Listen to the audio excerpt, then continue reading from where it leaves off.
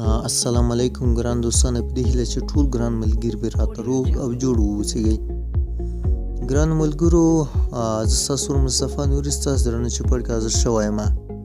د نن ورځې موضوع دې لپاره غوره کړې ده چې موږ څنګه کولی شو د انټرنټ شپنۍ بکسه یعنې 10 جی بي انټرنټ هغه موږ د ورځې استعمال کړو. لکه څرنګه چې تاسو ته به ښه معلومه وي چې تیر کال روژه کې د MTN 10 جی بي انټرنټ بکسه د ورځې شوله چې زیات شمېر ګرانو هیوادوالو له دې څخه ګټه اخیسته. نو اوس هغه بکسه د شپې لخوا ده او موږ کله چې شرکت سره اړیکه ونیوله هغې ولې فکر نه کوو چې دا به د ورځې ته تبدیل شي.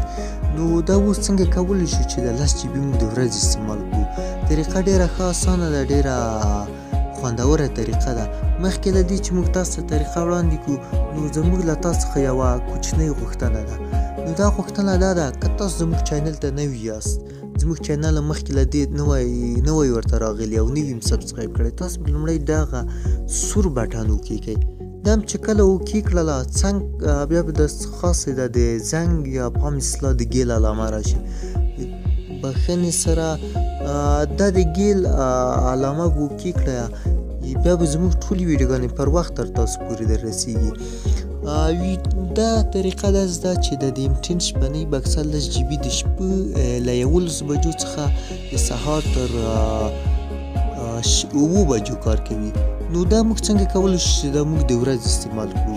نو تاسو به داسې کار وکړئ چې کله 7 ته 10 دقیقې پاتې شوې سهاره نو تاسو به د MTN سیم کارت ډیټا چالانده پرېږدئ. کله چې ډیټا چالانده پرېښوله چې له 7 څخه تېرې شولې دقیقې تېرې شو، یعنې 7 څخه 10 تېرې شولې همداسې پورې، بیا چې 10 دقیقې تېرې شولې تاسو کولی شئ بیا دا ډیټا تر بیرته د شپې تر 11 پورې وکاروئ. نو دا ډېره ښه طریقه ده. دا طریقه ما کارولې ده. دا طریقه کومه دروغ نه ده. تاسې اوس هم کولی شئ که تاسو باور نه راځي هغه ملګري چې دا